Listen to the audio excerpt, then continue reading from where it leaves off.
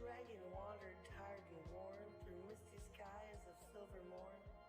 It searched for peace, a place to lie, beneath the glow of moonlit sky, and in a valley hushed between two gentle hills of twilight green, it bowed its head in softened light and drifted deep to dreams of night. It dreamed of fire burning bright, of honor shining pure and white, of moonlit sacred, calm and true, of secrets old and wonders new. From dragon dreams the whispers grew, a hint of halls the world once knew, where mysteries danced in shadowed air and magic bloomed in hearts that dare. That was the dawn of what would be, where five fought fate and unity. Their story closed, their watch now done, five voices fading into one. And so I speak across the yore, to those who brave what lies before. Oh, hero born of flame or field, of moonlit craft or truth concealed, step forth, past revealed. Come soon, your fate unsealed. For now the sanctum stirs to see what new made legends you will be. The dragon breathes the dream once more, a calling through the ancient door. Hero before the past is through, the tale now waits to open you. Take clues I've left in mist and dew. Seek what is hidden, chase what's true. For the sanctum keeps its promise still. In silent halls and moonlit chill, it watches all you choose to do. And it's long been waiting here for you.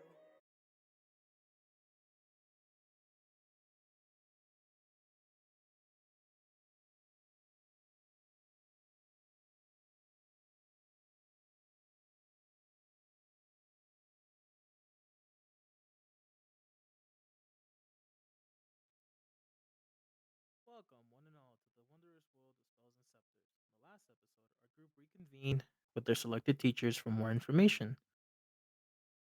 For the classes, one of our companions lets their newly acquired mandrake free in their guarding pastures, freely to roam about and or relax and in rest for a while, while another one procured one for ingredients or just for fun. Who's to say what goes on in their mind? We also see what the graduates do as a final year trial, the trial of willpower. And apparently my rival will also be in one of my classes. Here's hoping he gets better accuracy training in. Let's find out what happens next on this episode of Spells and Scepters.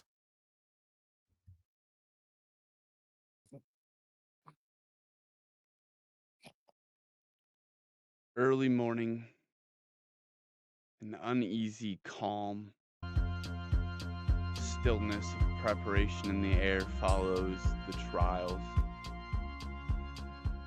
With excitement and danger both battling, you guys have a mixture of dreams. Vero, what do you dream about?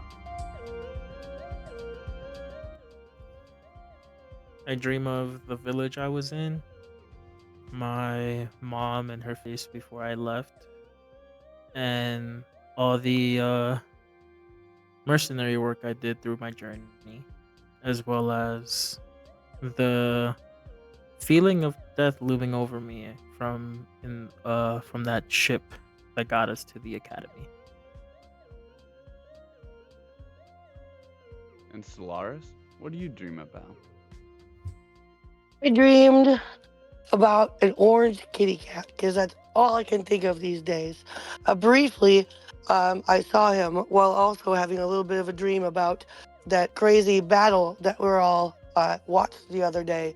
And I dreamed he came out of like the bushes and he was there and he saved me.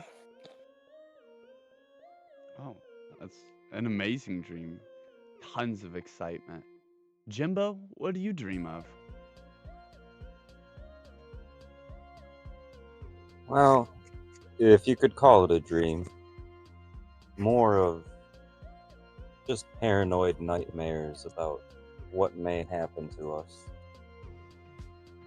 Just things you don't want to think about, and how to keep others safe. And as tides of terror turn you over late into the night, Schnur, what do you dream of?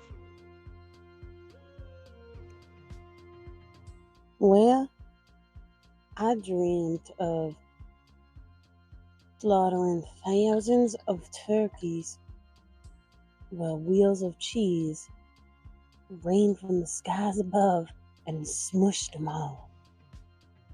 And we all just had a feast then on top of the turkey corpses, munching on cheese. Very nice. And with the hunger-induced fantasy of full bellies and feasts, all of these dreams conclude, but as you guys awake, mainly in unison, maybe scattered out a couple minutes apart, you notice today there is no morning bell, not like a bell that would take you from a ringing that would come from somewhere deep within the church, and it would call out almost as if each day is ended, a subtle echo that would quietly make its way past you. But this morning it does not arrive. You all wake just about the same time in this semi-scattered unison. And the air hums faintly, like breath that has been held too long. Runes along the walls glow and then fade. Somewhere deep within Mistvale, something great is calling for you. Morning, motherfuckers. Good morning, you guys. How'd you sleep? Big shit. Yeah, I had a weird dream. Man. Anyway, I guess we're kind of ready for some breakfast. I'm hungry. Anybody else thinking cheese for breakfast? Damn straight. All right, man. Last one they get, there's a rotten egg, and I just dash past them. And you guys I go, dash "Trick down 'em!" the halls towards the primary feast hall there. And yeah, you guys would be able to grab an assorted breakfast. What do each of you beckon for this morning as you sit around the same table that you sat on in your entry day, maybe at a different part in the table or side entirely, but generally in the same area? What are you guys all eating? I definitely want some hot mint tea. Wake me up. Maybe a good old bowl of some porridge with all kinds of berries and some nuts in there. Something warm, wake you up. And then give me some meats and cheeses. That's what I'm going for.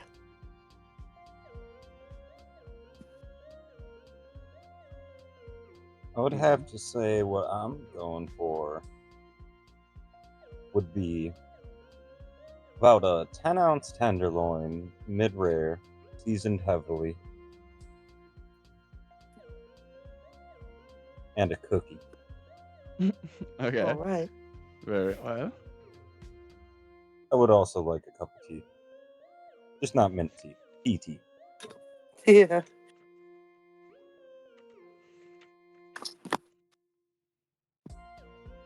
Come on, you monster. You on the side. I will have cheese, I guess. I think I'll have like Great. a breakfast burrito with some OJ and a side of applesauce. Just a little cup. All right, and you guys. I want to trade with Savage. You guys would have your food now, and it would all these platters would begin to hover slightly off the table before the food would appear on them, and then they would drop down. You guys would feast for a while before many of the tables would be completely full. You don't see very many higher years. It's almost as if this morning it is only first years in here. You see some maybe second years, third years, but not too many of the, like fourth years, fifth years, sixth years, seventh years. Mainly just the first starting bunch. And you guys are all kind of scattered around. A lot of familiar faces at the table, scattered throughout, spaced out. and the doors where the staff's table is alongside the most horizon part of the most wide part of the feast hall, where it ends, and there's these staff tables on a raised platform with a door at the end of it there. It opens up, and the Grand Magistrate begins to walk up. Next to him is also Father Tallius, who kind of like hobbles, this old, very decrepit version of him that you guys haven't really had much interaction with. His eyes just completely torn by these crow's feet and very wrinkled, his eyebrows folding over about 70% of his eyes, and he kind of just hunches forward, this big, huge staff, almost heavier than he is at this point, as he kind of uses it as a crutch, but has to use every bit of his strength to pick it up again for that next step. And the two of them walk side by side. The matted greens and browns of Father Tallius's cloak and his this weathered, worn, very seen by the countryside cloak that contrasts very great against the Grand Magistrate's, his brilliant golds and silvers of the cloth itself, and the bright white fur that wraps around his neck is very distinguishable between the two, almost as much as the contrast of age and youth, though they are just about the same height. They walk together in similar strides, and then the Grand Magistrate takes his place at the very center head, at the very most center peak point of the stage. Sorry, my bad. Where it reaches out towards the tables just a bit, in the very frontmost of the staff table that is lined horizontally to that long width of the room. And he stands out, his floating scepter now slowly humming around through the air and floating just briefly in front of him before raising up towards his mouth, and his voice booms, this large calming echo that echoes out through the most of your guys' minds and through the halls itself. Welcome to one of our last celebrations before we are able to close out the new year with our Lantern Festival. And for us to truly know what lies ahead next year, we must conclude what we know of this year. Today is a distinguishing day of detail, a day where we see through the veil and into the factors of fate. As the moon grows stronger, so does divination. And our very best have enchanted stones to allow us to see past the veil even further. Today is the day of fates. Some of you will feel drawn. Others, you can feel the resistance, but do not ignore the call. The stones do not summon enemies, they reveal where the intersections lie. Foretold in many scrolls and prophecies, this very spell, in which today helps you see where your story will be told and who will be there to help you tell it. Good luck to many of you. And to those of you that do not find your stone, do not worry. Sometimes, for others, stones appear later. With that, I suggest you all finish breakfast quickly and head out to find where your stone may lie. Trust your gut and your heart. Your intuition led you this far, but now you will need true intellect to proceed any further. And he smiles, Tallius smiling behind him, his smile bright and strong. And then the two of them conclude. and exit back out the same door that they ventured in from. And the hall is very loud and this rupturous chatter of people kind of trying to figure out what all of this means. And you guys are around basically all the kind of similar faces that you guys have seen and are there now with this information present.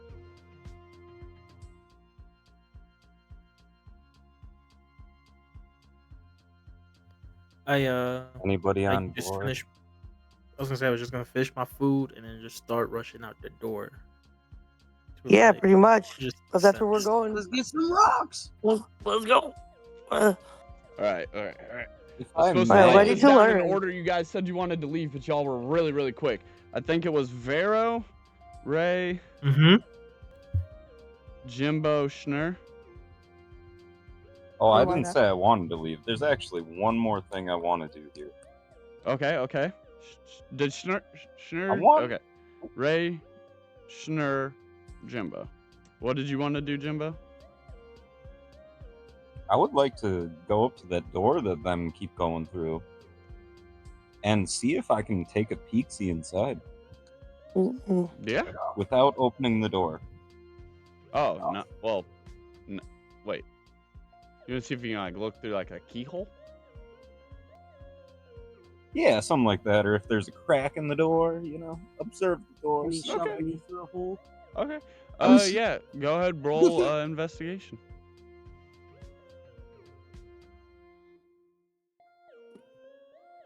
Because this door seems to be very ominous. There's something behind that door that I want to know what's behind that door. Fair. Alright, what? Oh, It is a very ordinary kind of ornate door. For some of the fancy doors we've seen, it is, just like these wooden planks banded together by iron rivets, and they got like iron studs in it. The handle kind of is just like an iron, almost like a door knocker. There's no really way for it to lock or anything, but and there's no cracks under anything. It's well maintained. And it sits perfectly flush with the floor. It's definitely not like an old-timey castle door, but maybe built to look something like that. But mainly just an ordinary door. You could definitely pull it open very easily, is what you're able to deduce from this investigation. and is it within my power to do so in the turn? Mm-hmm. Yeah, you could try. Let's just open the door a little bit and just maybe see what's going on in there. I mean, nobody told us we couldn't go in the door, right? That I don't remember hearing that. Roll a strength check real quick. The door. Yeah. See how it's a decent door. It's got banded iron on it. See how strong you are. Oh, well, Yeah, you're Hopefully strong enough. it's not like I'm asking you to rip the door open. We're just seeing how strong you are. You're definitely able to pull the door open. And on the other side lies a darkened hallway lit by very, very spaced out lanterns. The same lanterns you would see hanging throughout the hallways, but very, very spacious. And it is a very darkened hallway that you're basically looking at a kind of just like a long hallway that you're at the intersection head of. So it goes left and it goes right, kind of wrapping both around. You can see off into the distance of these hallways a decent little bit, and they go off in a straight line for a while. You could see 3-4 of these lanterns, so that's maybe 40-50 feet before they bend. There's some sort of bend and it's no longer in a straight line, so you can't see any further.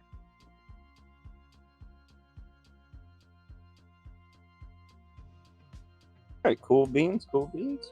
You could go left or right. Yeah. Dare we? Schnur, are you coming with? Yeah, Is I'm anyone not else sure. coming with? Or are they all in the distance already? I'm already If- heading out the door. Yeah, they're sprinting. They're already running that way. If you want, you could try and like call for him, and be like, "Hey." You'd have like free Let's object do it. interaction. I would say you've used distance, maybe a bonus action. It'd be more than 15 feet, but we're role playing here. Then you use your main action, and then you'd have like Varus. Or Varos, Laris. You want What? to check out this sketchy ass hallway? Oh, I'm gonna go find my rock. oh, Oh, I'm it's We stuck a between already a sketchy rock and a know hard hallway. you're place. overly protective over your rocks. I am pretty curious. Oh man. Yeah, I'll come. Yeah, let's get it.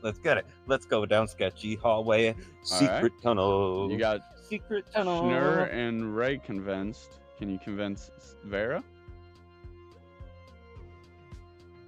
You Yeah, better tell us as soon as we're done, we're going to get that rock. We won't be late, don't worry. And look at Come on, what if I'm the looking rock's at down here? Morph. What if I'm there's like, a better Yeah, I was rock? just about to say, could be a because bigger, now better I'm rock. gonna need you to roll a What charisma if we check. find the real rock quick, supply? alright. Because charisma Morph check, knows you say? something's up, unfortunately. As much as I want to be a sketchy DM, Morph would, he'd be able to feel the magic. Maybe you have a general idea. 22, yeah, baby! Yeah, you can convince him. He'll go with you. It's like, hey, Morph. And If kinda, we leave whirls those, if around. we leave all of those alone, they're gonna either end up getting expelled, or worse, dead. I know that they're just troublemakers, but we gotta go. Someone's gotta supervise these crazy people. And Morph kind of like Says the the one who flame was just nods hospitalized. slowly forward, like someone just putting their head down in a sigh before he like goes back to bouncing just a little bit slower. But I promise, the moment we're allowed to leave that hallway and go for our walk, we go for our walk. Morph. We got this. Okay, and the four of you make Zero. head to this intersection, left or right. Circle. Left. All right. Down this hallway, you pass many of these hanging lanterns. Do you want to investigate any of them? Yeah, I think we should, because I got a Oh. feeling that like Go ahead and do a it group might not just be a investigation check. lantern. That's where we found Morph. Maybe we can free some of his homies. Yeah, or we could get some glass If and they fix are- his lantern. Some You glass said and what? investigation check? Yeah, do a group investigation check. Okay, let's see. What is that? Just a D20? Yeah, plus your intelligence. Oops. Cloud rolled a 18. I rolled a 5. I'm getting there. 23. Okay. I'm not prepared. I'm an asshole. Hold on. 21. 21. Okay. 44. Ain't nothing getting past these guys. Right, 3 more seconds. Well, So 10. 54. So yeah. That's definitely passing. On these lanterns, each of them have like different engravings, different runes carved into them. These lanterns are not as simple as they appear. They're definitely not as magical and alive as Morph, but each of them has a magical property. Throughout these various ones, there is 4 particularly that you guys can see that is repeating every single time, or 3 that is repeating every single time. There is one that appears to be, it kind of looks like a half sun, like how you would draw a sun in school. You just draw like a horizon line, and then the sun kind of peeking out of it with just some lines dashing off of it. Probably represents light from the best you can tell. There is what appears to be some sort of intelligible line. It's like a weird squiggle that goes down with these almost lines that look like hands around it. A common incantation that you guys would see in divination magic or sigil, not incantation. Common sigil you would see in like divination magic. This is probably how the effect of like these feelings echoing throughout the school are done, like when you guys all got the feeling from the flames to head to the courtyard for the Day of the Green. It's not necessarily like a command. It's not like an intercom system. That's what his staff does, his scepter. But this is how the select chosen that should participate in the Day of the Green get that notification. So it's not like he's broadcasting it to the whole school, but he is at the same time to the selective people that were already like feeling they wanted to do that magically somehow. It is divination magic after all. And the last one looks like kind of like that squiggle one, but it's definitely more defined as a shape you can comprehend because it looks like a lightning bolt. And it's heading diagonally down the same way. And around it, there's those kind of same symbols that look like these figured-like hands, silhouetted hands that are like gripping around the sides of it. You really don't know what that means. It's definitely gotta be some sort of very complex sigil. It looks to be like two sigils that have been fitted over each other very nicely. And then as you guys are walking, if you would continue to search through these, you guys would notice there is a fourth sigil. It doesn't appear on every single one of the lanterns, only on a few. And it kind of looks like a circle in the middle with two lines coming off the side and a very small dot in the very, very center. And after you walk past it, that sigil begins blinking. Oh. Y'all think it saw us? Seems perfectly fine. It's a trap. Oh, well, yes. Oh, gosh. Vero? Do we keep where y'all I want was to keep going? Or forced to should we come run? here, okay? You guys decide. I'm just here for bodyguarding. Everyone's got free will. We Should we? appreciate your company? Do any of us recognize the sigil? Vero, you're the one who's like a sigil dude with shapes and sigils. Does that look like something you recognize?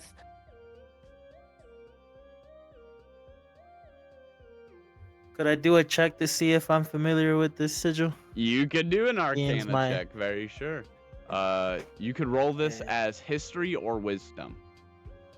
Okay.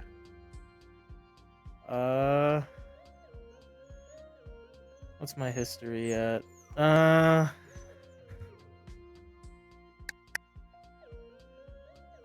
think I'll do history. All right.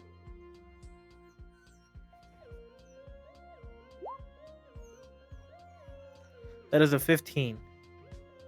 Mm-hmm. Yeah, it's not a very common, but fairly moderately common arcane sigil. It doesn't do anything, but the fact that it's now blinking means that the flow has been disrupted. And the fact that it does that means that it can be used as like a perimeter of sorts. If something were to walk past it, disrupt the flow of magic with their own magic, this now is making all the other ones link so that they can basically see exactly where you walked as far as past How do that you know we're perimeter here? goes. So maybe Oh, maybe they it's only not go. an alarm. Maybe it's some sort of tracking system, is what you would infer. Well, we did something. Yeah. I don't know what we did, but we did something. So did we continue to do something? I know, Vero, you really want your rock, but It's this just is a one way of rather going, is what he interesting inferred. interaction. What are we trying to find in here, y'all? We're just Do being we know nosy how in much deeper the general. hall is? Okay. Big Are there scary windows? hallway. Who wouldn't want to go down that? Are there windows in case like someone comes? Can we like pop out the windows? Like, what does it look like around us? Because if we keep going, It I is want a like a very little bit of it. darkened stone hallway. There are definitely Okay, no so there's not windows. windows. No. The Okay. light is from one to the other. When you get in middle of two lanterns, it is very dark. Not completely Cool. pitch black, but very dark to the rest of the castle.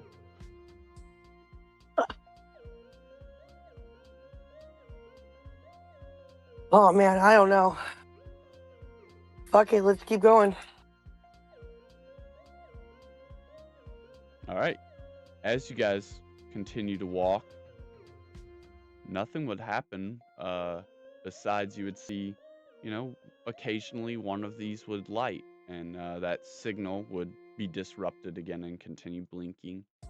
And you guys would continue to walk.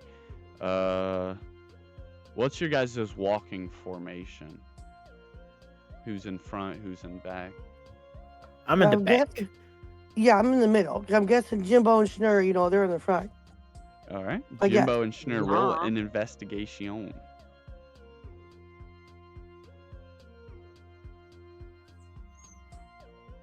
18. Okay. Got There 13. is the flame very, very, very farthest ahead of you is kind of like wilting. Not as powerfully bright as the rest of them.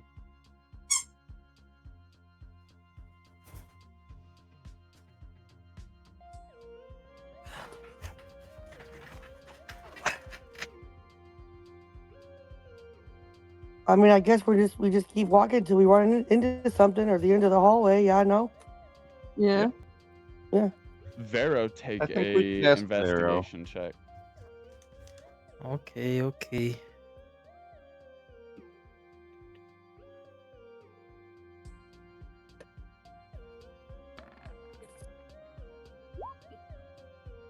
22. We love you, Vero. Uh, Our voice of reason. this tension grows tighter and tighter as it grows darker and darker. Morph beside you, keeping this light around you. But the shadows cling at the very angles of the hall. And you get further and further before this tight, eerie silence is broken by a sound that Morph does not like. You hear at the very, very front of your party, splash, splash, splash, as Jimbo starts walking across this water without noticing. Solaris starts walking across this water without noticing, and you are essentially a few steps into this water yourself before you notice. Very thin, like not even a half inch of water. Just placiding the hallway, stretching out from where the lantern's darkest at, all the way to here where it's the thinnest. Not very much water at all.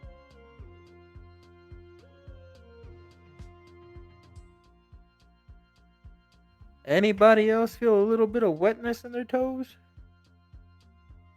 Oh, Not now me. that My you say butt's pretty something- dry. Oh, well, yeah. Now that you say something, it is getting a little moist in here. Roll a investigation check, Ray. Alrighty. Okay, bada boom. Oh, I forgot we're doing it fancy ways. Okay, right. Okay, but my investigation is do. I don't even have. I have everything but. All right, hold on. Let me do it the right way, I guess. It's your intelligence. Oh, okay, intelligence. Okay, that makes sense. -1. 11. Think you invested into? No, you didn't. No, I didn't. Remember? Yeah. Never mind. You're trying to listen to Vero, but you don't even hear those steps of water. You hear what sounds like rainfall, like just very soft Oh. dropping water. Schnur, take an investigation check.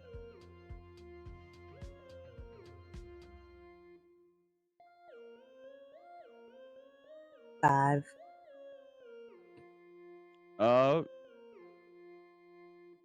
You don't hear or see anything. You are enamored in this story of whatever Jimbo is talking about. Tell me more, Jimbo. Quit kicking your feet on my shoulder. So yeah, you guys want to push through? Do you want to investigate the lantern that you're now like beside? That is it's even more dim now. It's very, very, very dark. Very small candle-like flame. All right. Since no one feels the water, does anyone know any spells that illuminate? If not, I say let's go back. Or Oh. have Morph use his You have ability. morph. I'm not risking my buddy for this crusade that I was convinced to come in. No, we can't risk He's more. a flashlight. Yeah, Morph. We gotta keep him. We gotta keep him safe. Him baby. More safe. We'll come back when we find like some source of light. I mean, or I could try to spark bolt. Go for it. Go for it. You know what? Actually, no, I'm gonna not do that because we're all in water. I think you should try to use Morph. Yeah, that's what I And said. I look at Morph. I was like, hey, somebody wants to use you as a flashlight. Other people are saying no. What do you want to do, buddy? Since you rolled that investigation 22, now that you look at Morph a little bit closer, some of the details just ain't right. Why is his glass not all cracked up? Why does he look just happy even though he's just showing fear? You're not so sold on the idea that that's Morph. And suddenly, the illusion disperses, and the water that you heard falling down is actually falling upwards. And suddenly, a huge river of water jets out of the ground. This torrent of water relinquishes you. You will all find yourself in a different spot. We're going to go in the order that you guys were basically ready to leave. Vero, the scene pans into you. This water splashing you down in a very unfamiliar location for you. Giant towering castles of bookcases along either side of you. Dark nooks and crannies bending around. Rows and rows of these horizontally lined up bookshelves as you are in a staggering corner of this peeking out view, almost like a personal nook and cranny of this high balconied shelf that's looking over top, piers and piers and piers of other shelves. As you look up, the shelves get higher and higher, 12 stories, 13 stories, 14 stories, shelf after shelf, all around like 10 to 12 feet tall, expanding upwards towards the sky's horizon. A gentle fog-like cloud setting over top of the farthest distance you can see upwards. Around you, bookshelves stretch out in both directions and then fold in on themselves each direction again. This full room, all four corners lined, all four walls lined from wall to wall with a basin of stone and wood that supports hundreds of thousands of books, all stacked and lined around this centralmost area that's like a kind of set in the ground basin with these wraparound benches and stairs that come up, separating the benches into even more bookshelves. But the most centered drop down of this basin is raised just a little bit in the middle, peeking out a giant, almost like goblet of silver and gold and ivory that expands out like a giant pan type dish at the top. A giant eternal flame flickering in the middle of it. About 12 to 15 feet tall, the flame kicks and hisses and licks at the air around it, keeping this entire room just so warm and cozy. The water that splashes down around you immediately evaporates as all these books and this fire and this room of expanding envelopment encapsulate around you. And you find yourself in a very unfamiliar balcony, maybe about 20 feet above the ground, bookshelves below you, bookshelves above you, bookshelves all around you. I swear, when I see that Jimbo again, I'm gonna give him a piece of my mind. I'm all soaked wet. Can I speak to the shadow? Oh yeah, yeah, Like you can. close my eyes. Like, hey, you know where we are? Roll a charisma check. It's been a moment since you've spoken to your friend.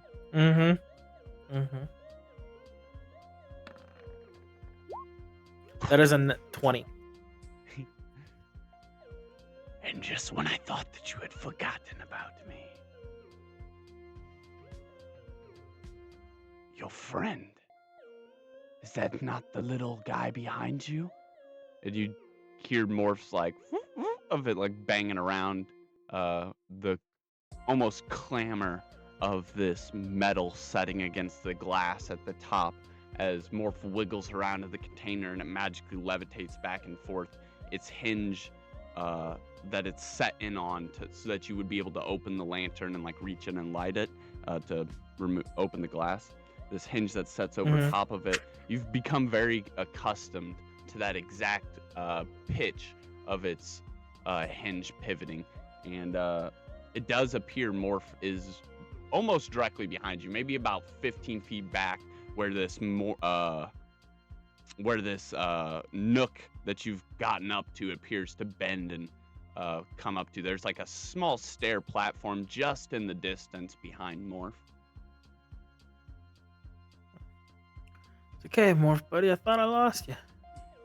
And he bangs around happily. Well, buddy, where do you think we should go? Should we jump off this balcony or go up those stairs? And he like turns around to the stairs behind him. I knew that he would lead me back to you.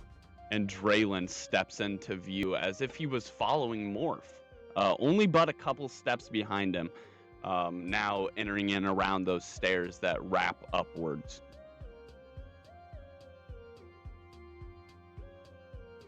It's like, well, can you tell me where I'm at? We're in the Ember Coil Library, Pharaoh. Obviously. I've had a feeling you got lost when I saw this guy running through the halls. Well, he could have done better, but he didn't do worse. I figured that with all the knowledge I've been given, it'd only be ironic if my stone was located somewhere here where the most knowledge is. And from that look on your face, I would assume, ironically, you as well have never been here. Nope, haven't gotten a chance to. Just got flushed down here. And as you guys are having this exchange of banter, out of the corner of your eye, you notice Morph continuing. He did come and like notice you and kind of like wiggle around, but he seems to be moving forward, closer to that balcony that you were like looking over. Specifically, this long, tall, darkened oak shelf that sits alongside of it, and he's kind of just like hovering right next to that bookshelf. Well, Morph, you never steered me wrong, and I don't think you're about to start now. I'll make my way over there. And Draylon just kind of like scurries behind you, trying to continue the conversation as you like blow him off and turn around to follow Morph. He's like, though I don't know where they would hide a stone in a place like this. There's only one place to look, or infinite places to look. And with that notion, Yeah, where do you think you're Morph is like hovering specifically close to this one specific row. It's got like a panel engraved in the bookshelf itself. And it says like what each row is. You have, your one row was from that year's evocation specialist. One row is from that year's ward specialist. 1 year's from, that year's yada yada yada. And Morph's hovering kind of very close to where that year's shadow arts. I think that's the 6th shelf.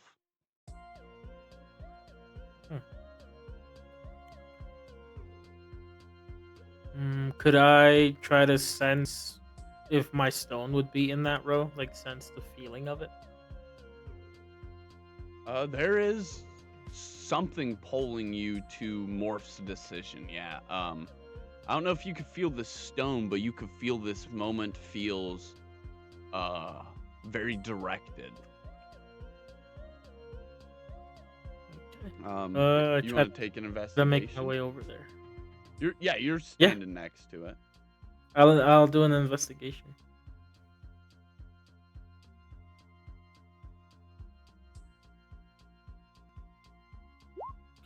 That is a 13.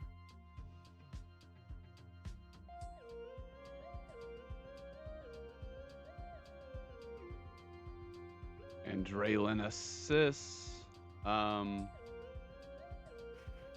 Yeah, as you two kind of like shuffle around, he's like, "What are you looking at?" And you kind of like just are ignoring him, shuffling through your books as you're doing. And behind, as you like pull one book out, it kind of the static from this book kind of like bites you.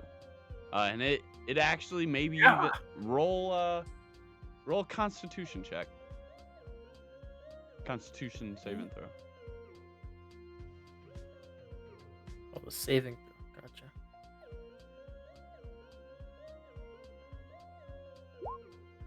That is a 6. Okay.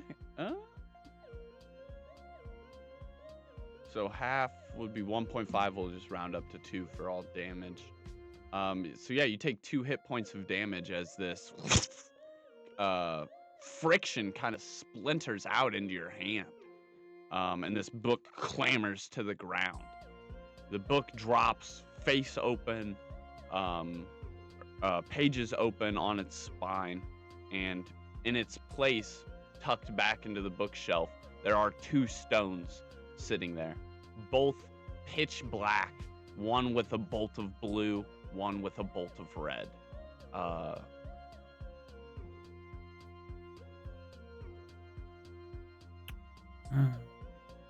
Which one was the one that shocked me, or do I not know? The book.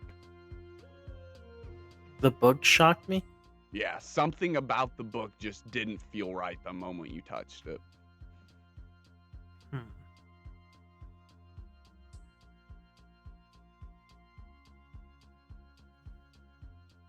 Could I try to pick up one of the stones? Which one you want to grab? I'll take the red one. All right. As you pick it up, there is a soft resonance to both of the stones.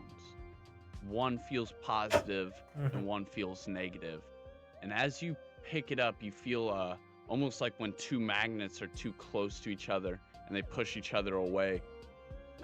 The stones violently push away from each other as you make your decision.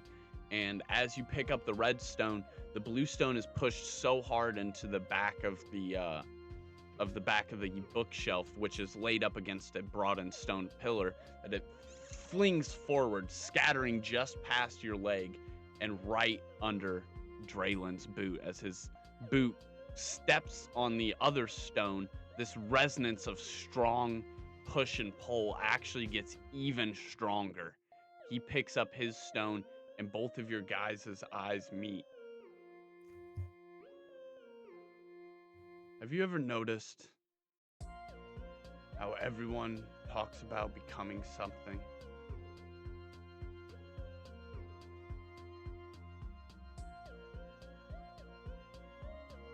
Yeah, a lot of people want to be the best at certain aspects and certain arts. What does that have to do with anything? Everyone keeps telling me I was meant for something. And the thing is, no one ever asked me if I wanted. Hmm. Well, do you?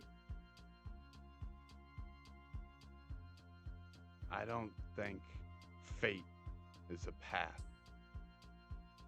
I think it's pressure. And it tells you where the cracks already are. And his eyes sharpen. He loses that look of the Draylen you've come to know and more looks like the dickhead you first met. As your eyes lock on each other again, that very similar feeling of when you first look at him and you didn't know what to make of him. Hmm.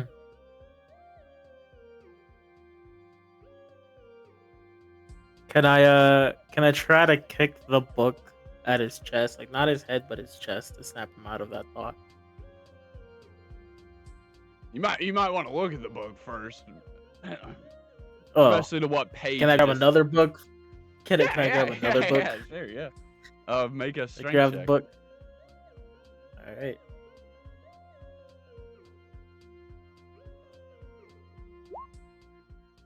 That is a 13.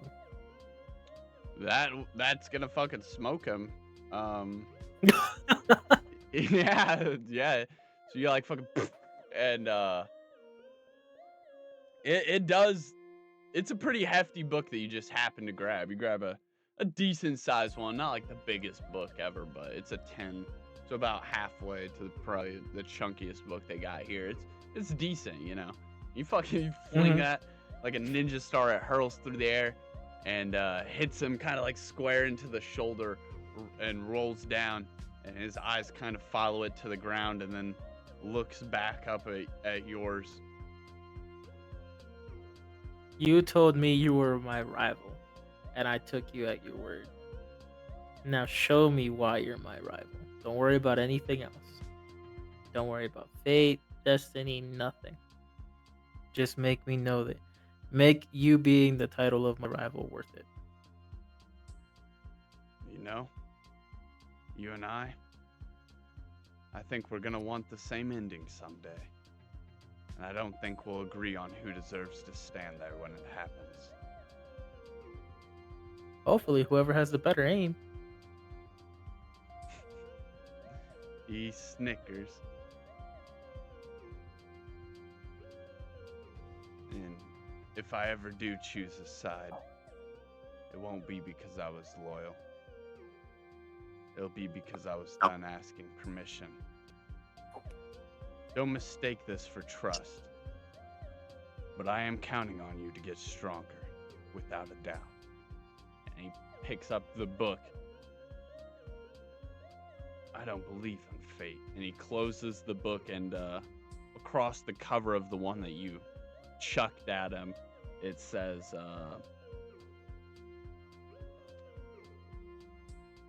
Herbcraft Advanced. It's this darkened brown burlap. A very, very common textbook that you just chucked at him. Very, very thick, hefty. But it also just so happens to be written by Professor Lyra Bloodbloom.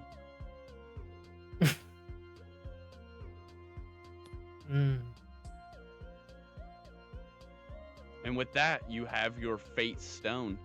And you'll have to figure out what exactly that is used for in the future. But you and Morph are here. Draylin acknowledges that exchange of "Don't worry about that, and don't think I'm trusting you, but you got to get stronger too. I'm counting on that." And with that, yeah, he picks up the book and heads down the stairway that he walked up, presumably to Madame Inkvale's head area where the librarian sits. And yeah, if you want to check out that book or look for any other Yeah, books in history, I was gonna see the book that fell and essentially nipped at me. Yeah, it is a Shadow Arts and Umbral Studies book, but it is not written by anyone that you would expect to write such a book. And in fact, we found out that these books are written throughout the years of lineage, and so this book that you're looking at is actually written by Ophelius Quillwright when he himself was in school here. Not like once he became a professor and became the Arcana instructor. This is a book that he maybe wrote for a thesis or something, some sort of graduation ceremony, as many people do. And this is one on Shadow Arts and Umbral Study. And the page that it fell openly onto after it nipped you is a very, very advanced topic that I'm not... Make a wisdom check real quick.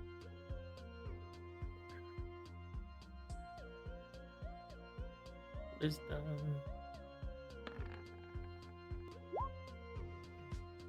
Okay, that's an 8, but with my trait, I can add 6 to that. Okay. So 8, 14. It is, from the best you can make out, it is a study on a possible transmutation sigil that involves human convergence with an unspecified force. A spell that can only be done during a category of events.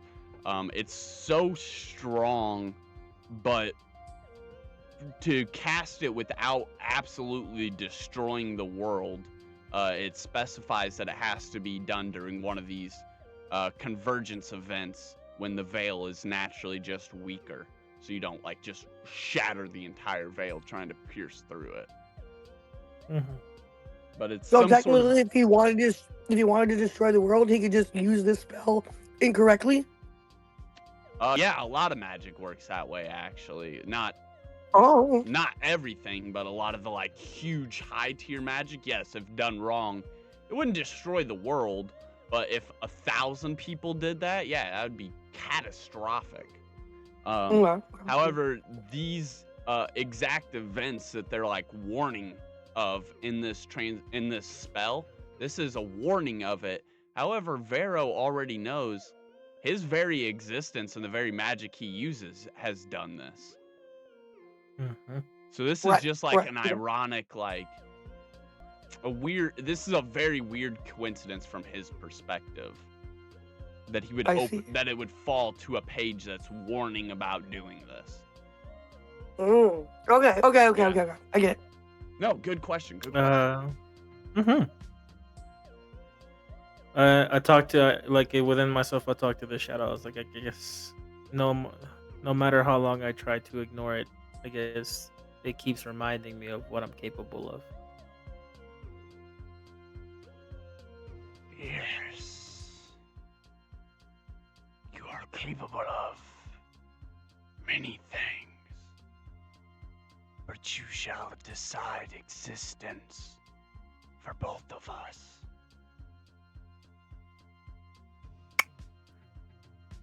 Could I check out that book?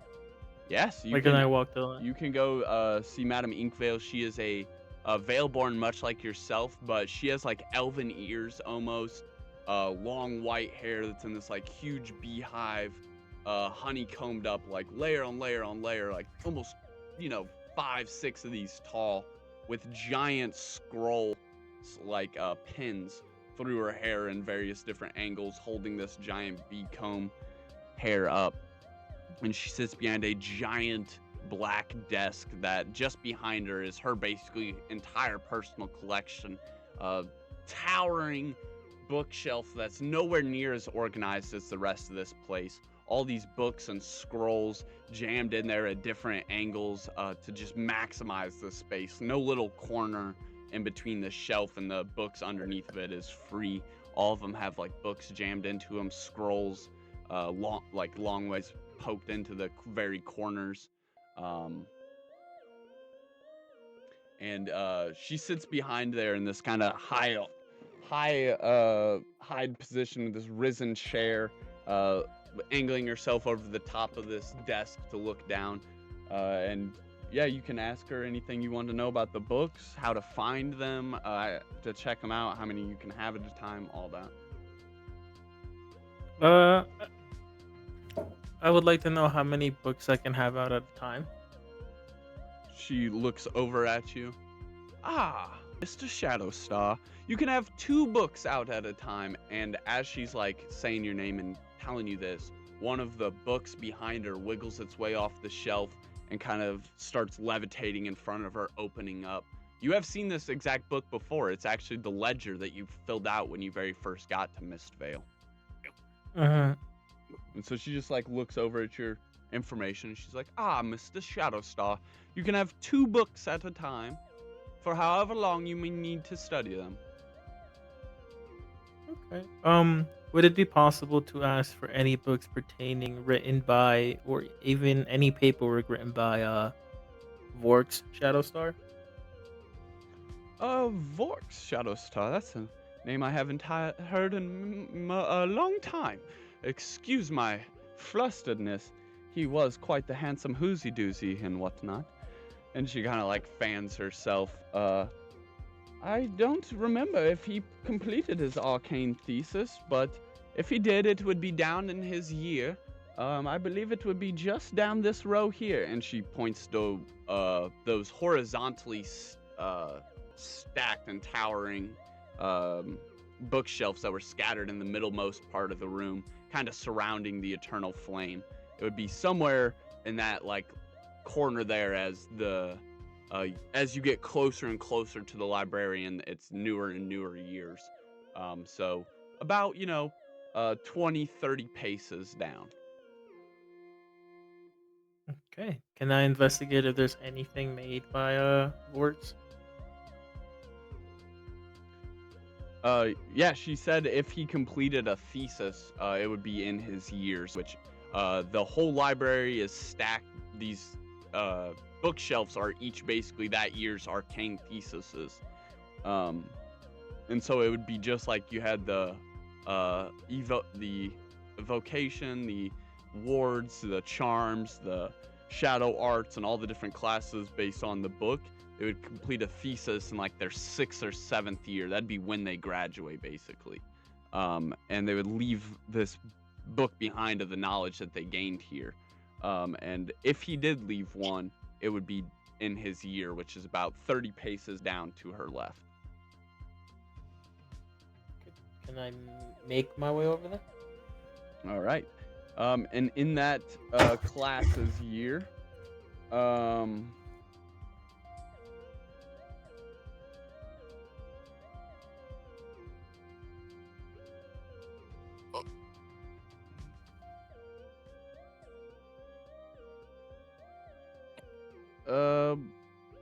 there is as you get to this break, where the horizontal ones stop so that the eternal flame has like its lounge area where it's indented into the ground in the very middlemost part of the room.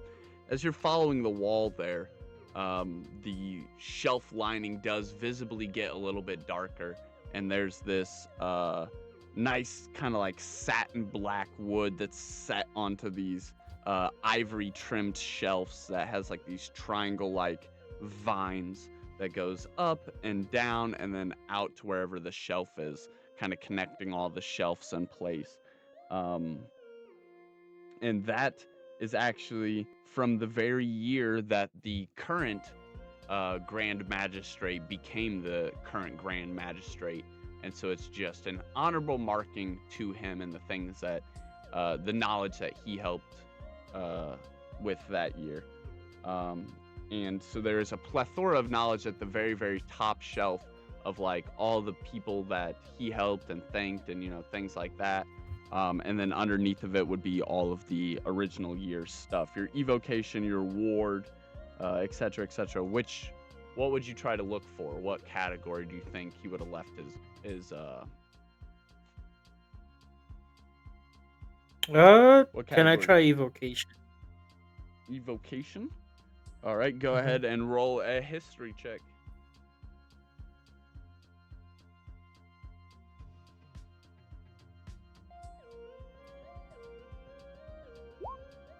That is a 20. There is not anything left by Vorx and evocation.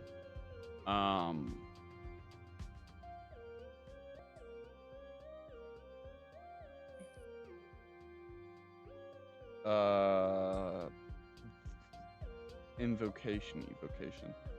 Names that you would see. You'd see a couple Ember Coils. Because they're always duelists. This was the same generation that made the dueling spell, the signature dueling spell that I was talking about. So that might there might be a book on that in the evocation section. And it is actually Ignitus. It's the energy charm. It's a really cool spell. It's actually an evocation charm combination, and that's why it links to your magic signature, and you're able to basically just channel however much spell slots you have into this one single attack, making it like this energy type laser beam that I was talking about. That's like the most common duel because it's the most efficient. You spend however many spell slots you need to kill whatever you're attacking or dueling, and that's that. And so it's the most common, most practical offensive attack. And this would have been the year it came into existence, but nothing by Vorx. With such a good history check, though, I would also say that you feel like your father wouldn't have left anything so blatant behind. If he did have a legacy, it would be in something that wouldn't draw so much attention as evocation. Then I'll just take the book that I currently have and make my way out of the library. But I keep a note to myself to come back here and take my time searching. Yeah, absolutely. And thank you, because that speeds things along a little bit here. And yeah, so you would be given permission to check out the book by Ophelius Quillwright, his graduation thesis on Shadow Arts and Umbral Studies, and you'd be able to continue on about your way. Stone intact, so make sure you put Fate Stone in your inventory. That'll be important when we go to do things later on. Now, after Vero, we had Ray. Ray, as you were caught up in this magical water torrent, it would take you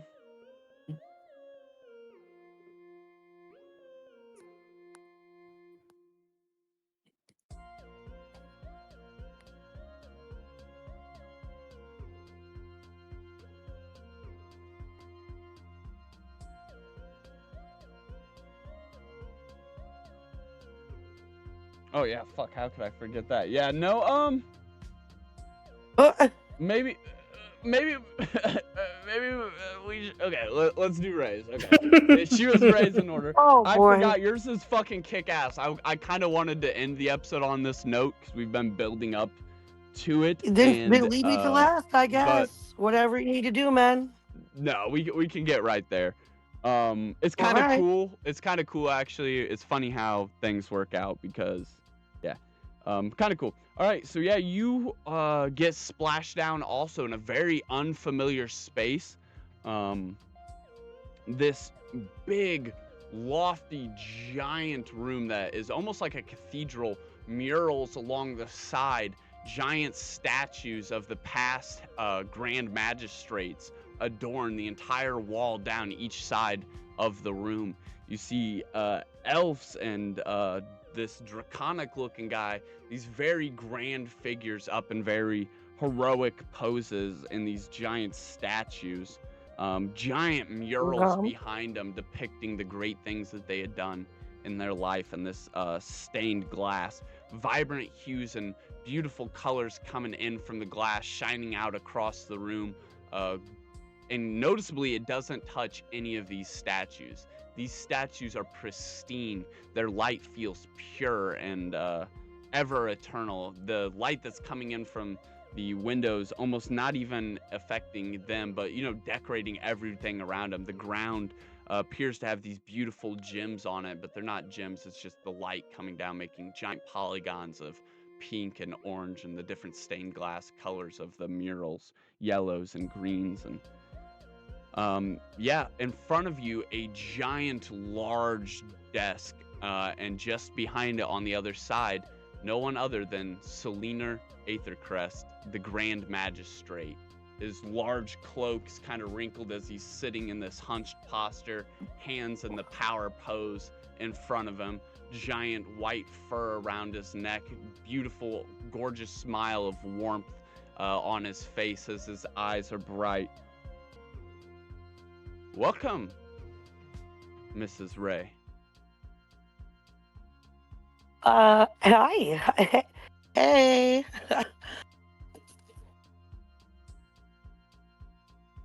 I can't say I'm surprised to see you, only that I'm surprised that it took this long for you to stumble your way here.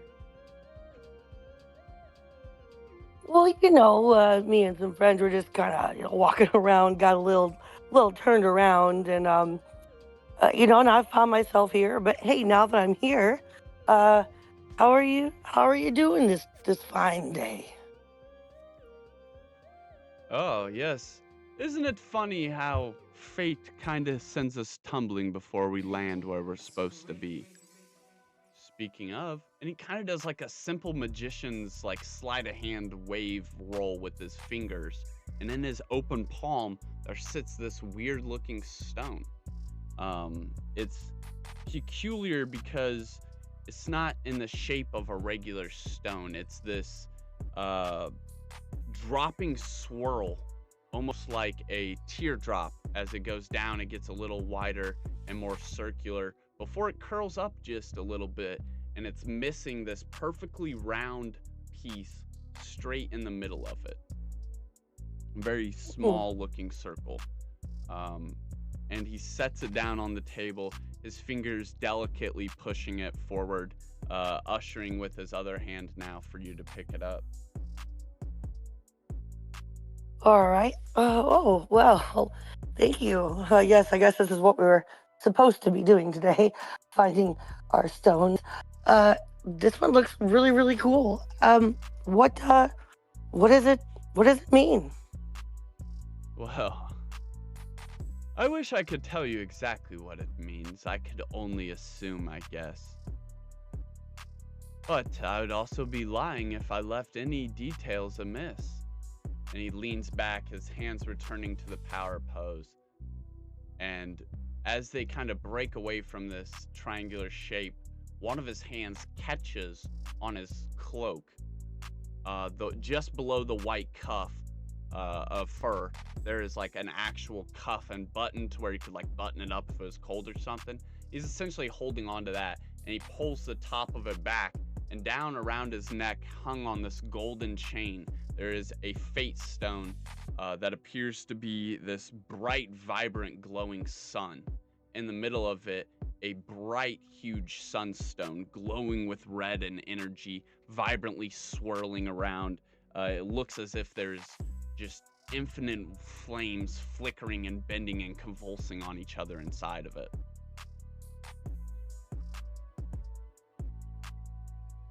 is that what's like supposed to fit in the middle of my stone, but I kind of get my own. I do kind of have this cool green silver ring with a really awesome green stone in it. I wonder, could you look at it and tell me if these two would belong together? I can't tell you exactly what to do with a fate stone, only that Mm. it can be whatever you desire it to be.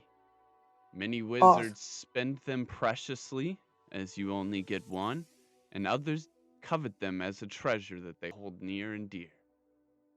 I Hmm. hold mine here against my neck, Can I and do an investigation check on my stone? yeah, you absolutely could, to see Okay. if like it would fit in that space, diameter wise. Yeah, like just to kind of see like if they like kind of investigate the stone or the stone in my ring, see if it because I have my ring on me, I'm wearing it, so I Mhm. can see maybe if it fits or if it kind of goes. Yeah, and you're able to pull the moonstone out of your ring and see if it would fit in the missing parameters. And yeah, it would. That's actually the exact size of the moonstone. Ooh, ooh, okay. Yeah. Does it do anything when I do that, or it just kind of hangs out? Does it like do a Are you light or putting it like? in? Yeah, yeah. Oh yeah, we'll talk about the benefits you get from it off stream. You definitely feel magic like Okay. surge and course through you. Um, and now that you have a fulcrum, you can use basically all the stuff that you should have open to you now. You can use this like a non-battle focus is essentially what it is, unless you choose to spend it or use it. But otherwise, it's a non-battle focus. So your wand is your battle focus. This is the same thing, but you can't use it in any format of battle. But for like Moonfolk's divination and connecting to their history and all those awesome, cool things that Moonfolk can do, having one of these Cool. is you're now able to do that. So okay, so it's not for like in battle, but it's for I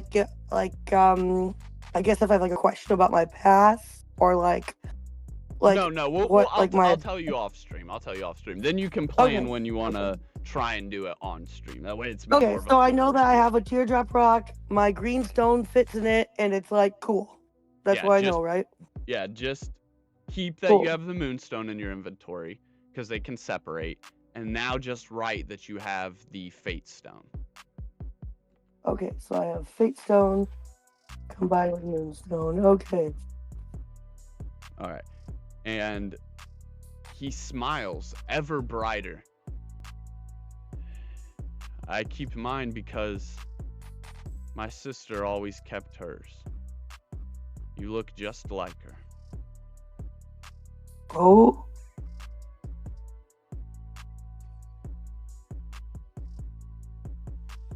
Tell me more about your sister. Well, she was your mother. She What? was ever up to trouble, but never up to no good. Wild, rambunctious, clumsy, arrogant, and kind, sweet, caring, and ever endearing. I've waited a while to see what would become of you. You know it is against our policy to interfere, but I hoped you would make your way here, Solaris. I am your uncle, Soliner Aethercrest, Grand Magistrate. And then we're gonna shift over to You motherfucker. Schnurr. Oh my god.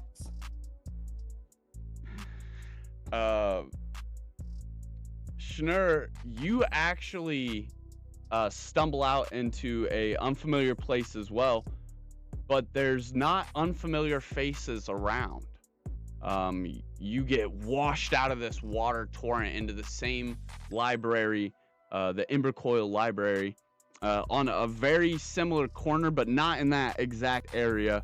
Further down, closer to where those horizontal books shelves are, but kind of like in the middle there, um, in this corner, you're able to see Morph and Vero just off in the distance, and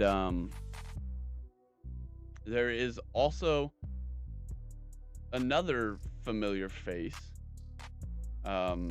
He's kind of hunched over in the shadows just behind you, kind of like bent over, rummaging through books, kind of like ripping them out, trying to see if there's anything hidden behind them. And it is Riven Blackmolt. He's a little different.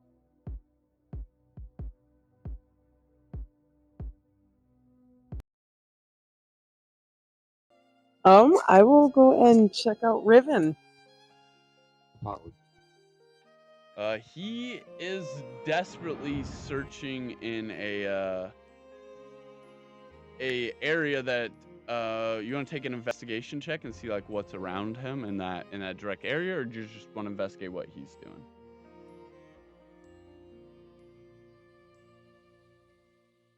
Check out what he's doing. All right. Yeah, go ahead and roll investigation. See if you can. It appears just like he's rifting through things. I got a 10. He's very carelessly kind of just like quickly stacking books to the side, kind of like almost throwing them. They're just landing in a pile very close by and stacking up as he's like clearing out this bottom bookshelf, very certain that something has to be there.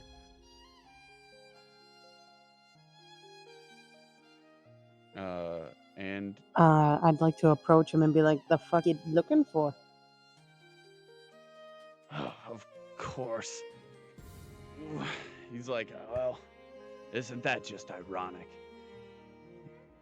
And he's got this weird, disturbing look on his face. He is definitely distraught in some manner.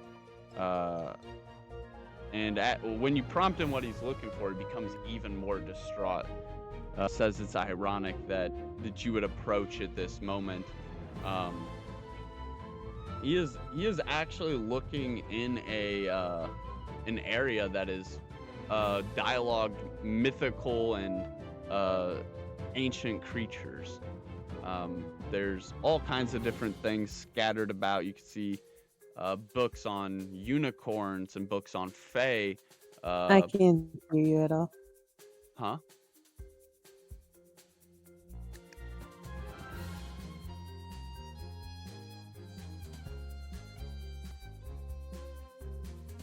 I heard you now. Okay. It's mythical and extinct creatures, unicorns, fae, poltergeists, all kinds of weird books that are kind of like thrown off to the side of him. And he's just quietly, efficiently just ripping through these books, kind of carelessly throwing them to the side. He's like, you haven't seen a stone around yet, have you? Nah, man, I just washed in. Figured it would be even more of a prick if they had you deliver it to me. But... And he looks back at you. I guess I could help you find yours. That'd probably make you go away faster. If you're here too, do you feel something calling to you? Try and make a... what's your proficiency? Intelligence? For duelist?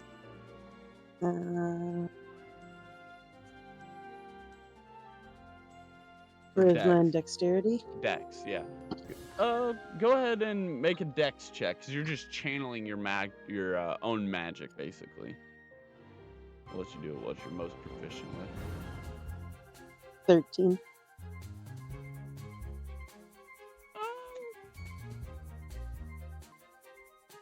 There's a very tangible feeling of danger. He offers help, but his words feel malintent.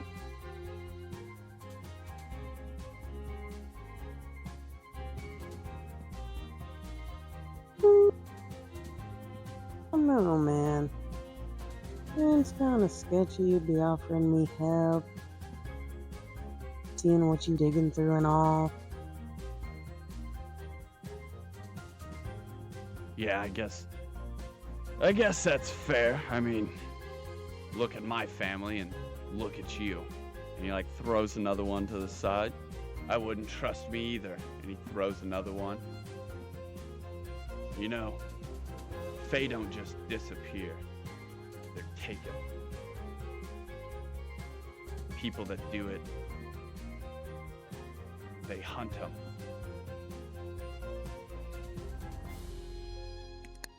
Does that make you feel protected or scared?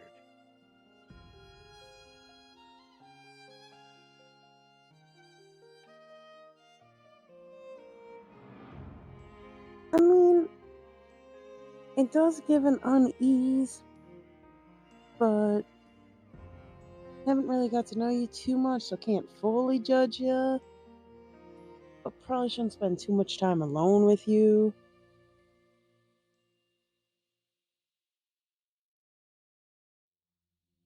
When they hunted the hunters, everybody cheered. Justice was finally done. No one bothered to count how many innocent witches burned with them. My family wasn't innocent, I'll tell you that if it eases your conscience. I won't pretend they were. They understood the rules and they still tried to sit above them. What they got, they earned. The fire doesn't stop with them. It never does. If it wasn't for Silith, I wouldn't know the difference. So don't worry. My sights aren't set on something as small as making a fairy vanish. And he throws another book, and as it smashes against the bookshelf, not like smashes, but like slides down this pile that he throws and then bumps into it, the pages flick open, and a small, itty bitty little pink crystal, maybe like half an inch tall, flies out from between the pages.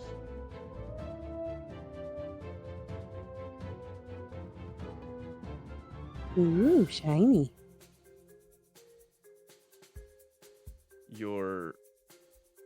Would you like to make an investigation check? Yeah.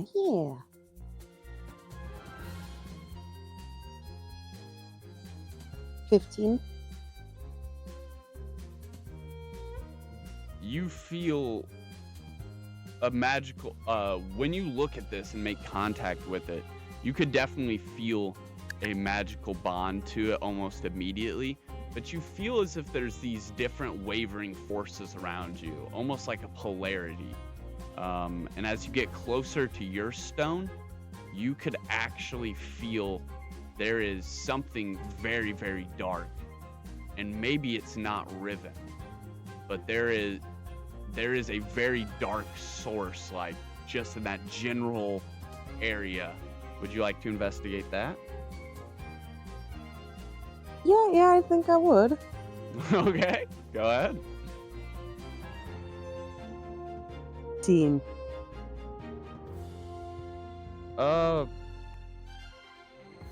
His shadow. There's something dark in it. Like you could see the hues of the shadow, and as it goes closer to the center, it becomes more void-like. And in the very, very, very center of this void pit, there's a stone, a black stone. And as Riven moves and yeets book after book, the shadow moves and the stone inside of it is moving as well.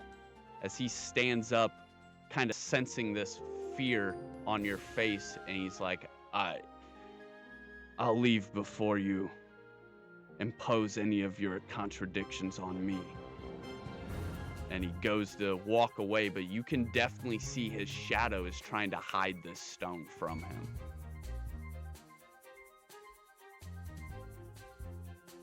Hey, Riven. Yes.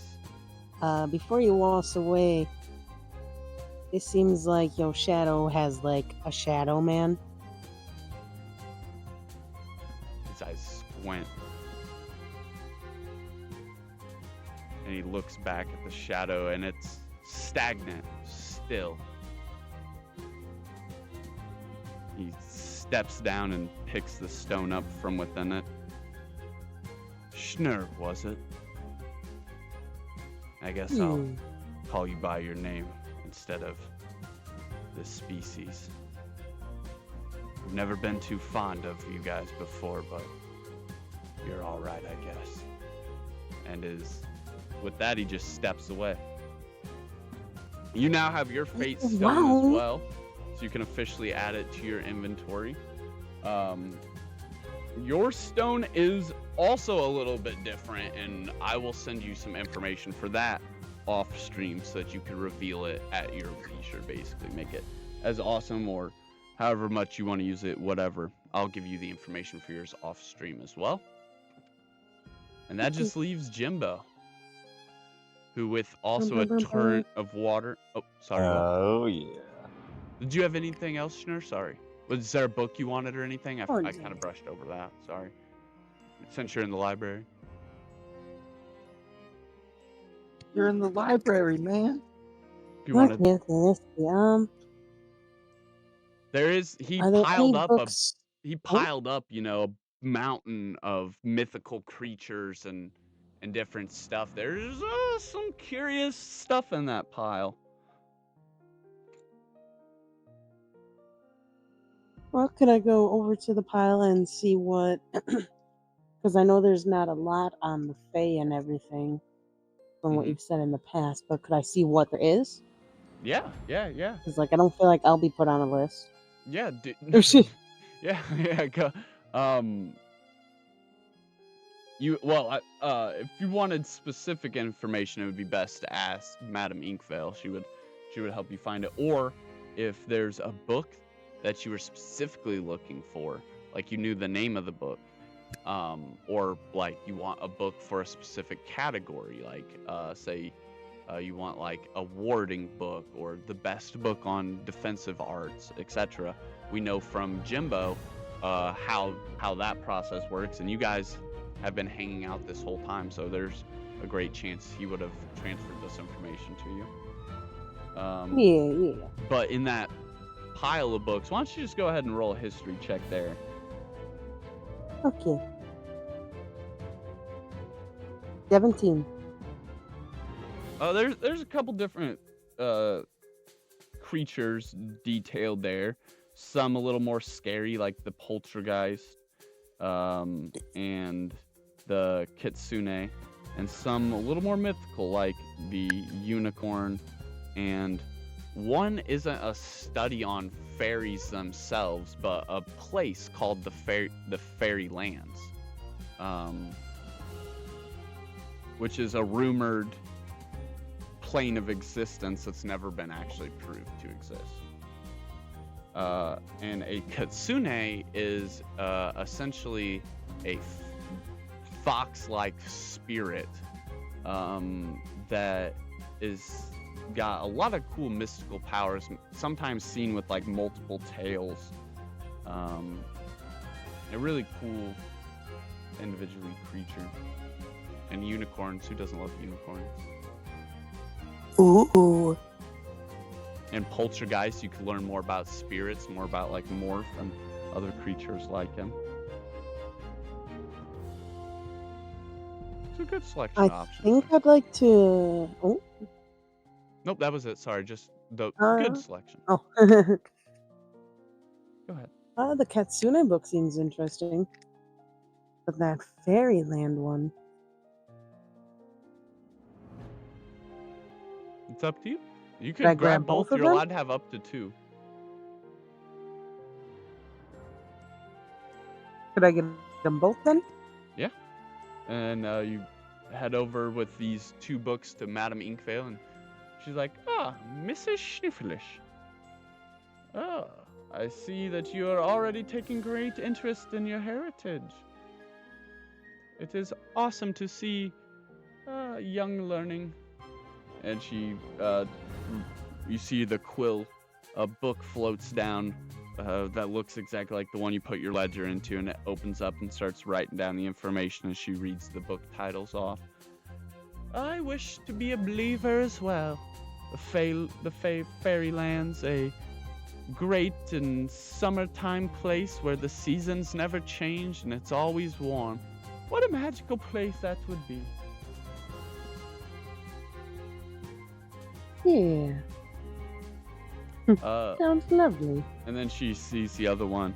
"Oh, I haven't seen this book in quite a while. Another rumored to be mythical creature, the Kitsune.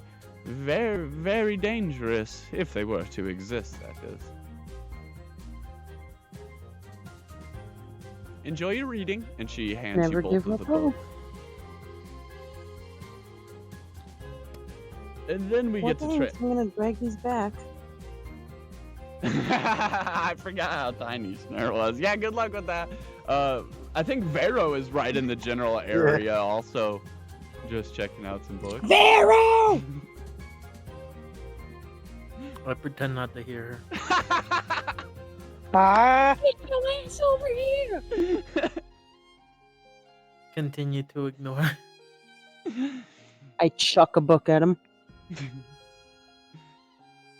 "Oh, I see your stature might be a problem. Do you need help getting your books back to your room?" And she kind of like You chops her hand, and you see a whole bunch of books behind her like float off of the shelf and kind of down into a staircase, and a about 2 foot tall copper golem looking creature with all these intricacy turning parts starts to wobble out of the bookshelf and step down these book stairs that are levitating there, and then the books replace themselves back into the shelf, and the copper golem kind of holds his little hands out. He's got a bulb type round half sphere head, a very short little body, and no legs, but just 2 pistons on tiny little block feet that kind of like push him forward, and a tiny gear on his very base and on his back that kind of turns around with a small hiss or click every half rotation or so. And he kind of wobbles forward with you, holding the books for you. And then we get over to Thank Jimbo, you, my good sir. who gets cast out in this current of tide and waves that break into a forest clearing, where the forest has kind of withered back a little bit, and it's only like half a clearing, should be a more accurate description, as the trees kind of half cove around what is ever expanding flat hills off into a distant horizon, bushes and trees growing all around. Jimbo, you find yourself back in a familiar area. The air feels warm and has this familiar magical scent.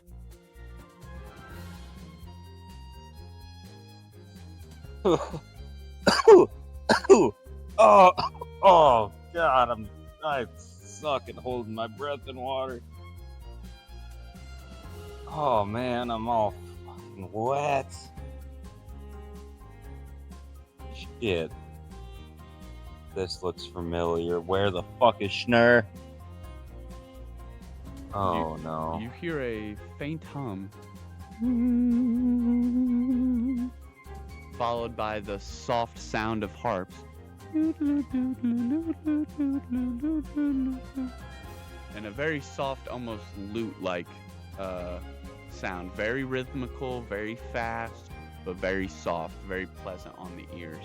The bushes around you mellowing in the breeze, the half canopy, the trees themselves actually seem to magically part, leaving you a path deeper into the forest.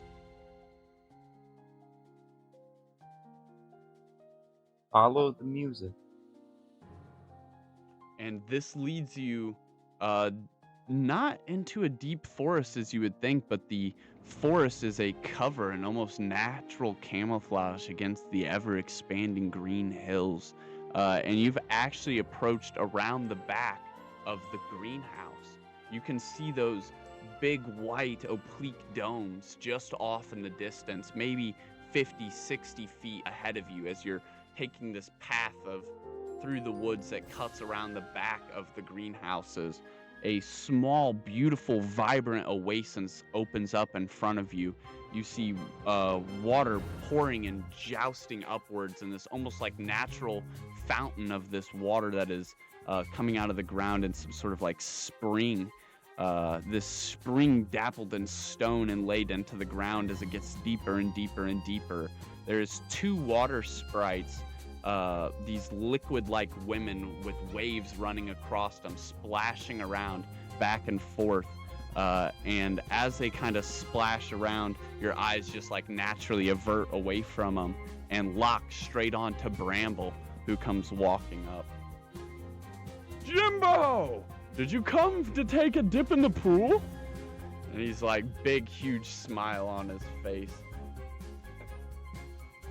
Damn right, homie. I'm already wet. Let's get it. He's like, oh, that's awesome. I would think that, are you on a quest for your stone, or did you already find it?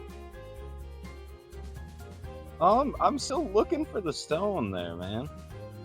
How crazy. What I was kind of thinking was, kind of got this thing in my bag, and I kind of want to just like return it to home, you know? Yes, I see. It is very weird that both of our search for stones would bring us to the same oasis. Dibs! He says really quickly.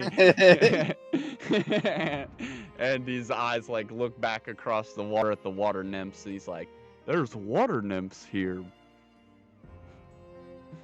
Nose goes, motherfucker. Boop, beat ya.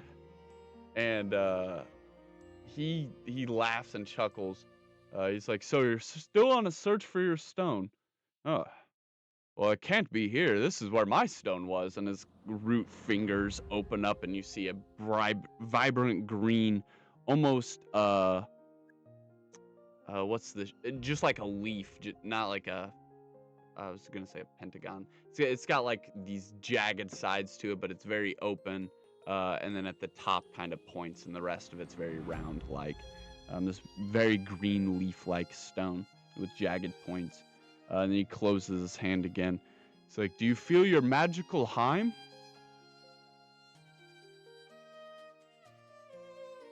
Damn right I do. And as you, But first, as you try have to, you seen a fae roaming around? No, I haven't seen the little one. Did you misplace her? She probably off to some mischief. It's fine. It happens sometimes. No, I haven't seen no little one flying around here. As you guys converse back and forth, you can still hear this music, but there's nobody around playing music. This hum, this harp-like, rapid but yet soothing sound. Bramble, do you hear that as well? Music. You can hear it too? I thought I was the only one that could hear Mother Nature's song. He like double pats on his belly. Well, Jimbo, my friend, I think I know where your stone's at. And he wraps his arm around you and kind of like leans in and points just up ahead to the greenhouse.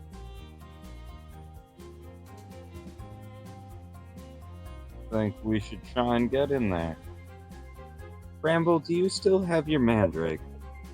Never leave home without it. And he kind of pulls a mandrake out from his bag. Just. And yes, you two advance towards the back of these domes, and the door is much similar to the door at the front.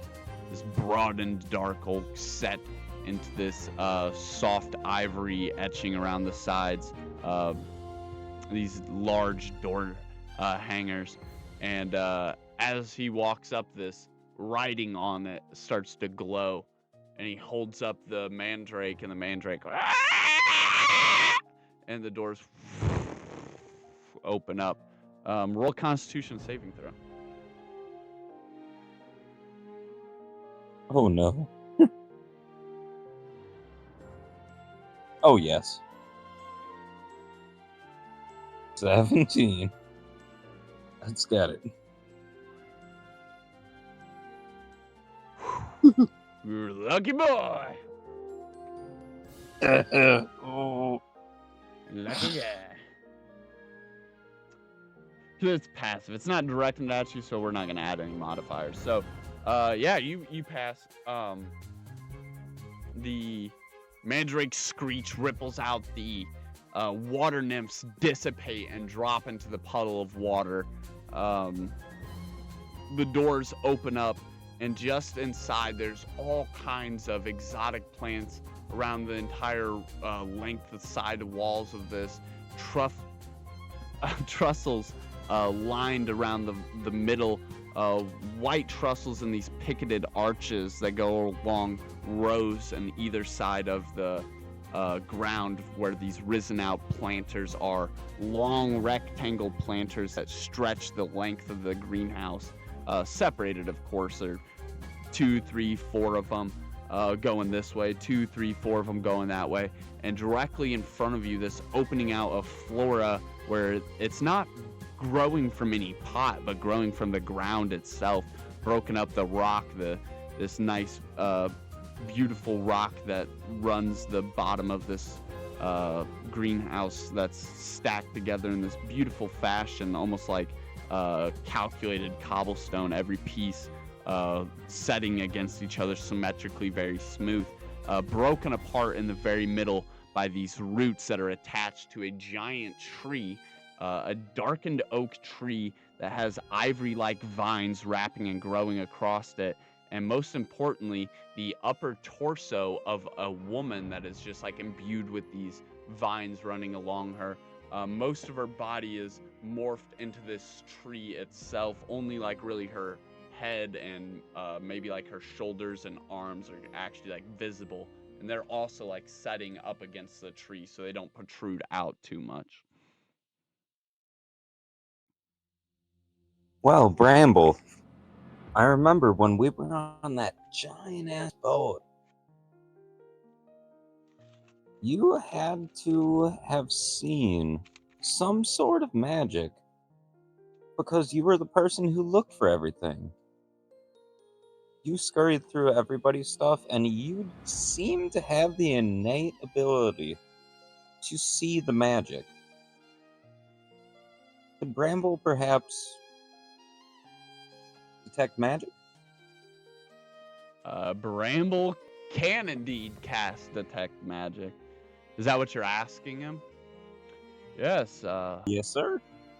My connection to nature has given me many abilities. In fact, this is my mother. She grew sick Oh. and is now in a state of stasis our species goes through to overcome illness, and one day, maybe just like spring, she will awaken and thrive again. But until then, the college is taking care of her. And I myself have now stepped up to obtain that mantle.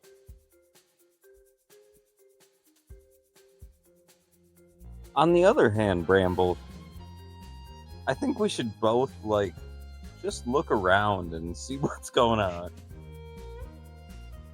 There's these trussels of arches that have vines growing from them, tons of planters running the length of the room, giant pots with exotic plants stretching out from them, and basically every corner and every open space that's not a walkway.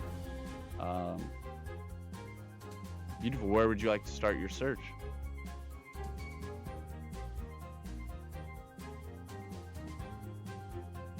I feel like it's in one of the pots, huh? Search the pots. So this is actually right in the area where you're kind of like at right now. If you immediately started looking around, go ahead and take an investigation check.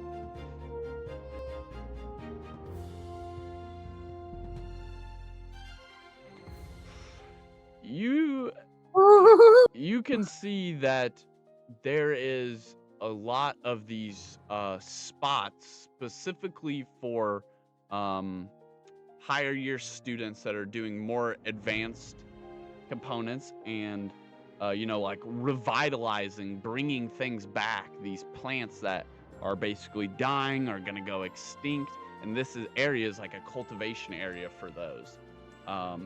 And Bramble's mother is basically a centerpiece for all of this.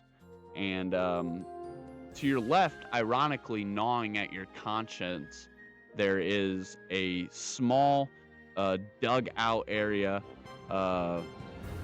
in the soil already, in the specific potter where you see it's separated with these like lining walls.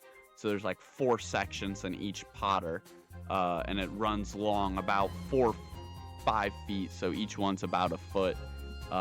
There's an already kind of dug area, and you see other people are beginning to revitalize mandrakes.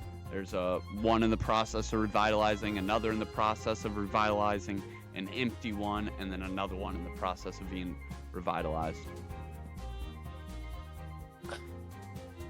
So I'm gonna talk to Bramble. All right. So Bramble, I have loved you from the start. You are fucking awesome. I may not have understood that mandrakes are like fully sentient beings. So I'm just gonna be straight up with you here and hope you respect it. I don't know if it's your family or not, but some relation has been stabbed in the face. Oh. So we're just gonna stick them back in here and just hope to God, because if there's any place that it's gonna be a good place, that's gonna ensure the good health, we're gonna hope it's here. And if you hate me for it, you hate me for it. That's okay. But we're gonna do our best to do right here. He looks very stern and takes a brisk step forward and another step. His hand raises up and then swings down, catching on your shoulder. That's hilarious! You stabbed it in the face? Holy shit, Jimbo, you are crazy. He kind of laughs, and the two of you exchange mementos about how crazy the situation is, and he even goes into some detail on the mandrake revitalization process, and that sometimes mandrakes are accidentally over pruned because their leaves grow back, and so on and so on. And so there has been generation after generation of mandrakes that has grown to be able to heal itself better and better and better and better. And they actually go through a process like this normally at the end of their lifespan, where they like decompose, and it magically starts this process where a new mandrake begins to bloom. And so it's basically nothing more than that.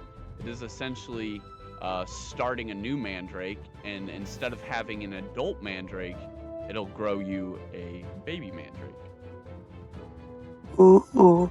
So that is cool, and you get that process started. But as you go to like dig at the soil, guess what? That's where your stone has been this whole time. And it looks exactly like Bramble's stone, whereas his is jagged and sharp. Yours is round throughout, and at the bottom, yours is jagged and sharp, where the stem would be. The end of it almost looking exactly like a wand, the way it comes down to a very thin cylindrical point, but not like sharp like a needle, kind of like still flat and rounded out. But a very, very cool look to this small, ornate stone. But you now have your fate stone as well. And now that the four of you have your stones and this revelation has been revealed for each of you of a future impasse of fate and destiny, a future correlation that you will have, each of these have given you the insight, and each of these are going to give you a benefit that your DM will send out rather specifically depending on what species you are. And so, yeah, we will get into that probably in the next one. So congratulations. Thank you guys all for a phenomenal one. Oh, and as the day of fates has concluded, the halls would grow quiet again, and you guys would be back in the dorms, all of you kind of talking and chatting, and the flames that are ever lit but glow just a little darker at night, a little dimmer, begin to radiate this message from Solinar Aethercrest, the Grand Magistrate. And as days come, and as impasses do, we come to another crossroad. Today you have learned about the future, even but a glimpse. And tomorrow, we will celebrate the new year. Tomorrow, the grand festival truly concludes and begins at the same time. I hope many of you have thought about the year ahead, as it is coming quicker than any of us expected. Until tomorrow, thank you all. And the loud booming voice ends, and you guys are kind of like chatting in the dormitory at this point. All you guys like kind of going back and forth before Bramble and Jimbo burst in kind of late onto the scene, making their way back. Bramble and laughing, Jimbo laughing about the whole process that just happened. Schnur, how's Schnur feeling about her whole process? Oh my goodness, I had to try to carry all that shit myself. Didn't have my good old homie. My damn Jimbo wasn't there. Let my wings get all wet.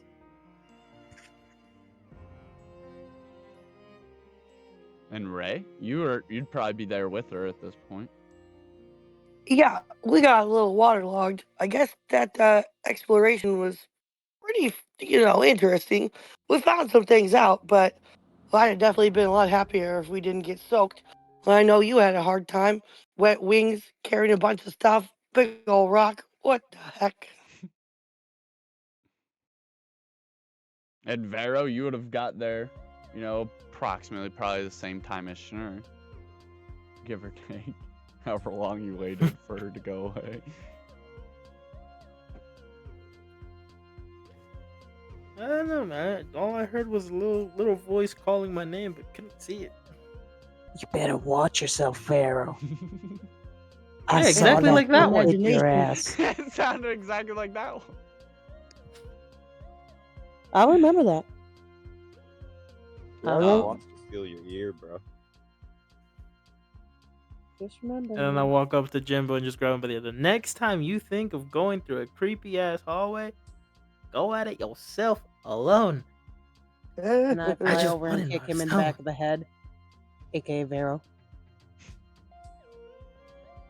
And Bramble's okay, she kicks laughing, me all the watching time. you four have this exchange. He starts like scratching his head. He's like, "So Jimbo, I actually had a question of my own. What's up, homie? What kind of plant are you planning to grow for the Verdant House choosing cup?"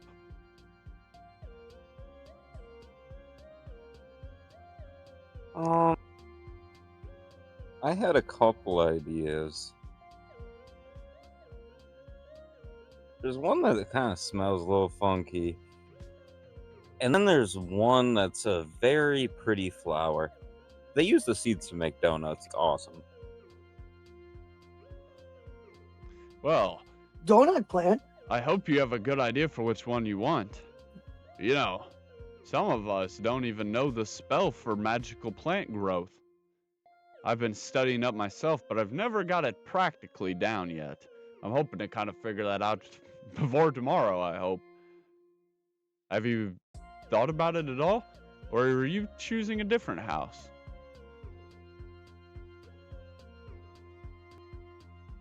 You beg a tough question. I don't think I can give you a straight answer. But if I do choose what you're going for, because you're obviously leaning towards Verdant, yes? Yes, I already have an idea of what plant I want to try and grow for the house choosing cup.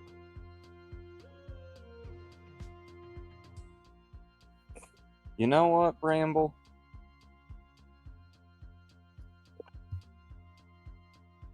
For you being such a homie, we should flip on it. Actually, yeah, let's You flip should on do whatever your heart desires. I mean, there are some tough competition out there, and any house can lead you well on a different path towards being a wizard. You know, the Luminary Flame, they have their dual cup. The Aetherbound Star, they have the Constellation Contest. And the Obsidian Veil, they have the Shadow Walk. Tomorrow's going to be a tremendous day indeed. We have the cups and a feast and the lanterns at night.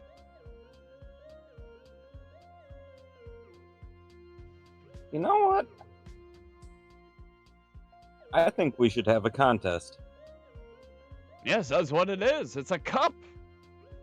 It is a contest. No, Bramble, between you and I. Oh, between you and I, We should I'm have listening. a contest. The rest of you guys are also listening. You could jump in if you have any questions about any of the houses. Go ahead. I would love to be part of the Verdant. But I would also love to be part of the Aether.